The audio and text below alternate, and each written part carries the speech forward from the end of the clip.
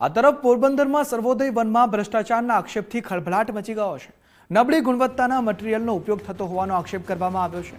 રંગબાઈ ખાતે ચાલી રહેલી કામગીરીનો વિડીયો વાયરલ થઈ રહ્યો છે। 20 કરોડ રૂપિયાના ખર્ચે સર્વોદય વનની કામગીરી થઈ રહી છે। સમગ્ર કામગીરીને લઈ ઉચ્ચ સ્તરીય તપાસની માંગ પણ ઉઠવા પામી છે। ત્યારે આ નબળી ગુણવત્તા વાપરવામાં આવી હોય તેવા જે દ્રશ્યો સામે આવી રહ્યા છે તે વિડીયો વાયરલ થઈ રહ્યો છે। 20 કરોડ રૂપિયાના મસમોટા ખર્ચે આ સર્વોદય વનની કામગીરી અત્યારે થઈ રહી છે અને આ વિડીયો વાયરલ થતા અનેક સવાલો અહીં ઊભા થઈ રહ્યા છે। ઉચ્ચ સ્તરીય તપાસની પણ માંગ ઉઠવા પામી છે।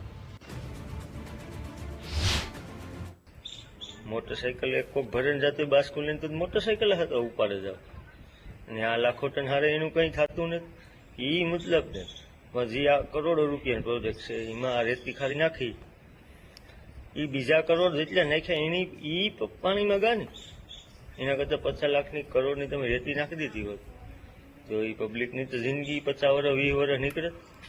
આ તમે તમારા 20 પૈસા 50 લાખ હારું છે ને આખા કરોડો રૂપિયાનો ધૂપેડો દે દીધો।